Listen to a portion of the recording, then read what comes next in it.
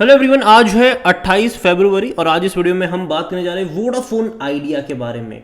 आज सबसे बड़ी गिरावट अगर कहीं पर देखने को मिली है तो वो वोडाफोन आइडिया के शेयर में तकरीबन 13.5% का डिक्लाइन यहाँ पर देखने को मिल रहा है। और ब्रोकरेजेस ने जो कमेंट्री यहाँ पर दी है वो भाई साहब और ख़राब यहाँ पर दी है। बात करेंगे उसके बारे में, उनके फंड रेजिंग के बारे में, लेकिन उससे पहले अगर आपने अभी तक चैनल को सब्सक्राइब नहीं किया है तो प्लीज़ अभी इसे सब्सक्राइब कर लीजिए, क्योंकि आगे भी बहुत सारे वीडियोस हैं जो आपको काफ़ी ज़्यादा हेल्प करेंगे। तो शेयर अभी आज गिरावट दिखा रहा है, ऑलमोस्ट 14% गिर चुका है ये। पिछले एक महीने में अगर हम देखें तो 7.5 मतलब तकरीबन 7% की गिरावट है। इस बीच एक तेज़ी आई थी, अगर आप देखोगे तो 13-14 रुपये से एक अच्छी रफ्तार बनी थी, यहाँ पर 17 17.5 पे गया था और पिछले 3 ट्रेडिंग सेशन से यहाँ पर गिरावट है। हालांकि देखा जाए तो मंडे को गिरावट थी, कल भी गिरावट थी और आज एक बहुत बड़ा मेजर फॉल यहाँ पर देखने को मिला, स्पेसिफिकली फंड रेजिंग की अपडेट के बाद। यहाँ पर अगर आप एक साल का ग्राफ देखोगे तो पैसा डबल करा इसने। देखिए वोडाफोन आइडिया की अगर हम बात करें तो भाई साहब 45,000 करोड़ रुपए का फंड रेजिंग डेफिनेटली एक यही चीज़ है जो इनको बचा सकती है। लेकिन जाहिर सी बात है, फंड रेजिंग जो करने वाले हैं वो डेट से भी करेंगे, इक्विटी से भी करेंगे। अब देखो फ्री में तो होगा नहीं, तो जाहिर सी बात है अगर इक्विटी इश्यू ये लोग करते हैं तो एक कहते हैं ना कि एक बहुत सारी इक्विटी इन्फ्यूजन यहाँ पर होने के चांसेस है, मतलब होगा ही। तो जाहिर सी बात है जब बहुत सारे नंबर ऑफ इक्विटी जब इन्फ्यूज होती है तो जो शेयर की वैल्यू होती है वो घटना शुरू हो जाती है। यहाँ पर अगर आप देखोगे तो इनको पैसों की ज़रूरत तो है, ठीक है, और उसका इस्तेमाल करेंगे भैया अपनी 4G कवरेज को लेकर, इसके अलावा 5G नेटवर्क रोल आउट करने को लेकर भी इसका इस्तेमाल करेंगे। कुछ पैसा डेट चुकाने में भी ये कर सकते हैं। लेकिन ब्रोकरेजेस के अगर हम माने तो ब्रोकरेजेस उतना ज़्यादा यहाँ पर कॉन्फिडेंस नहीं है। देखिए यहाँ पर नमूरा का कहना है the fundraise will help company cover upcoming dues, commerce its 5G roll out and improve its operational performance. ये उन्होंने बोला है नमूरा ने कि देखो पैसा जो आएगा डेफिनेटली जो अपने ड्यूज आएंगे उसको चुकाने में हेल्प होगा। इतना ही नहीं, इक्विटी इन्फ्यूजन कई बार हुआ है। 2019 में देखो तो भैया 180 बिलियन तक का यहाँ पर इक्विटी इन्फ्यूजन हो चुका है। बाद में 22 में 45 हुआ, फिर बाद में 4.4 हुआ और इस बार का जो प्लान है वो 200 बिलियन डॉलर क्या मतलब 200 बिलियन रुपीस कह लो। यहाँ पर इतना सारा इक्विटी इन्फ्यूजन का प्लान देखने को मिल रहा है, तकरीबन 20,000 करोड़। तो जाहिर सी बात है ये ऐसे तो होगा नहीं। अब किस प्राइस पे इक्विटी ये लोग उठाने वाले हैं वो भी देखना होगा। 10 रुपये के भाव पर उठाएंगे, 11 के भाव पर उठाएंगे, जो प्रेजेंट प्राइस चल रहा होगा उसके आसपास थोड़ा बहुत डिस्काउंट देने की कोशिश करेंगे। लेकिन अगेन ये इक्विटी अगर आप देखोगे कोई खरीदेगा भी कि नहीं वो देखना भी यहाँ पर बहुत बड़ी बात होगी। यहाँ पर अगर आप देखोगे तो how does is affect VI competitors, जाहिर सी बात है जियो और एयरटेल बहुत बड़े कंपिटिटर है और देखो दोनों के पास खूब सारा पैसा है। जबकि वोडाफोन आइडिया की सबसे बड़ी प्रॉब्लम ही मतलब यही है कि पैसा उनके पास उतना ज़्यादा है नहीं।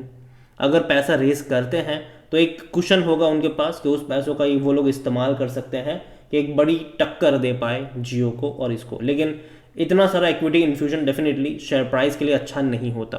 किसी भी कंपनी को सर्वाइव के लिए चलो पैसों की ज़रूरत होती है, लेकिन शेयर प्राइस के लिए इक्विटी इन्फ्यूजन अच्छा जनरली नहीं माना जाता है। और यहाँ पर अगर आप देखोगे यही वजह है कि बहुत सारे जो ब्रोकरेज हाउसेस हैं उन्होंने यहाँ पर टारगेट जो है उसको आधे कर दिए हैं।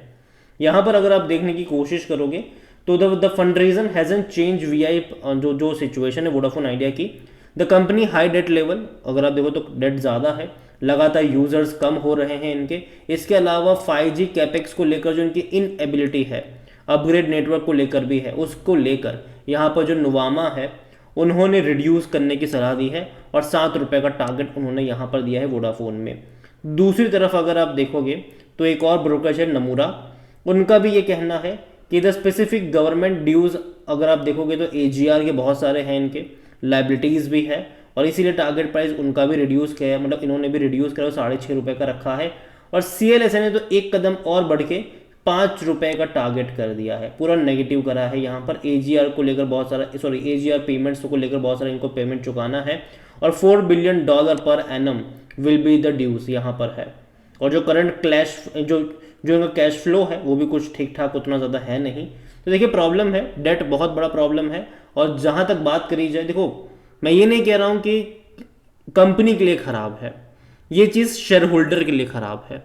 कंपनी के लिए तो ये अच्छी चीज़ हो गई कि अगर पैसा ये सक्सेसफुली अगर ये लोग रेस कर पाते हैं 20 से 45,000 करोड़ रुपए अगर ये लोग सक्सेसफुली रेस कर पाते हैं तो वोडाफोन आइडिया एटलीस्ट सर्वाइव कर जाएगा। लेकिन शेयर होल्डर के लिए क्यों? क्योंकि अगर इतना सारा पैसा रेस करेंगे तो जाहिर सी बात है वो इक्विटी के थ्रू करेंगे। तो अगर बहुत ज़्यादा इक्विटी इन्फ्यूज होती तो जाहिर सी बात है प्राइस घटती है शेयर्स की। यहाँ पर अगर आप वॉल्यूम देखो तो भाई साहब इतने सारे वॉल्यूम ट्रेड हो चुके हैं, ऑलरेडी 117 करोड़ से भी ज़्यादा के शेयर ट्रेड हो चुके हैं। यहाँ पर बड़ी क्वांटिटी में यहाँ पर ट्रेडिंग चल रही है, 117 करोड़ रुपए तक के शेयर ट्रेड हो चुके हैं। वोडाफोन आइडिया को लेकर अगर बात करी जाए तो 86% लोग कह रहे हैं खरीदारी करो according to money control user, 11% लोग कह रहे बेचो और भाग जाओ, 3% लोग कह रहे होल्ड करो। और जहां तक नजर करें वैल्यूएशन को लेकर तो जाहिर सी बात है नेगेटिव में देखने को मिलेगा, क्योंकि कंपनी प्रॉफिटेबल नहीं है, लॉस मेकिंग कंपनी है ये। कोई भी एनालिस्ट आपको खरीदारी करने की सलाह यहां पर नहीं देगा। फाइनेंशियल्स अगर आप देखोगे इस कंपनी के तो प्रॉब्लम यही है कि कंपनी लॉस मेकिंग है और हर क्वार्टर में छोटे मोटे नहीं 7 से 8 हज़ार करोड़ तक के लॉस कंपनी रिपोर्ट करती है। और इनके जो नंबर्स है रेवेन्यू वाइज उसमें इंप्रूवमेंट नहीं आया है। अगर आप देखो पिछले कुछ क्वार्टरों में इंप्रूवमेंट उतना ज़्यादा है नहीं, जबकि अगर आप देखोगे तो बाकी टेलीकॉम कंपनियों के नंबर्स बहुत अच्छे देखने को मिल रहे हैं, जबकि इसके नंबर्स में इंप्रूवमेंट नहीं है। शेयर होल्डिंग को लेकर देखा जाए तो प्रमोटर के पास 50.36% की होल्डिंग है, 2.91% म्यूचुअल फंड के पास है, 0.17 डोमेस्टिक के पास है, 2.27 एफआईएस लेकर बैठे हैं। रिटेल और अदर की मिलाकर यहाँ पर 44.29% का स्टेक है, जिनमें से रिटेल के पास 3.32% है, अदर पार्टीज 40.97% पे देखने को मिल रहे हैं। यहाँ पर आप ये समझो कि गवर्नमेंट की भी बहुत बड़ी होल्डिंग है, 33% से भी ज़्यादा का जो स्टेक है वो गवर्नमेंट के पास है। एक्चुअली में ये है कि भैया एजिया ड्यूज का इनको 16,000 करोड़ रुपए से भी मतलब 16,000 करोड़ से भी ज़्यादा का अमाउंट चुकाना था और ये उस पोजीशन में थे ही नहीं कि उसको चुका पाए। तो क्या किया? देखो भाई साहब पैसा तो है नहीं, तो एक काम करो 10 रुपए के भाव पर आप इक्विटी ले लो, तो 1,600 करोड़ से भी ज़्यादा के शेयर्स गवर्नमेंट को दिए गए।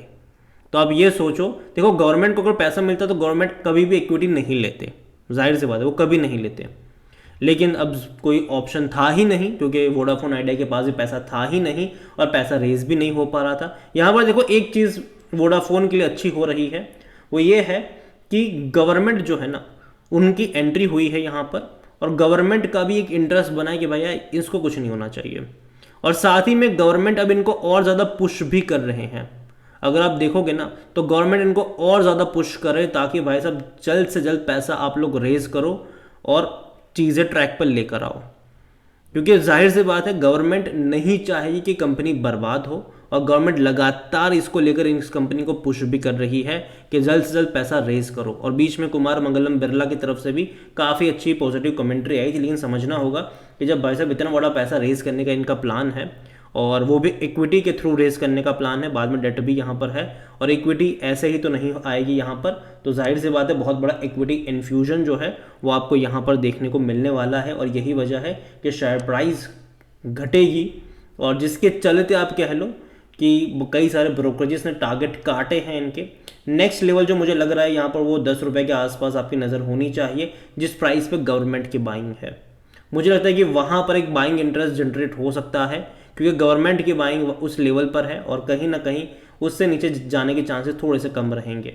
हालांकि अगेन कुछ कह नहीं सकते, सेंटीमेंट उस लेवल पर भी प्ले कर सकता है, लेकिन मुझे लगता है कि अब दोबारा जो सीरीज का 5 रुपये का टारगेट है वहाँ जाना मुश्किल है अगर पैसा ये लोग रेस कर लेते हैं तो, क्योंकि एटलीस्ट एक अच्छा पैसा होगा इनके पास ताकि ये अपने ऑपरेशंस को और बेटर तरीके से कर पाए और अपने एक्सपांशन की तरफ आगे बढ़ पाए।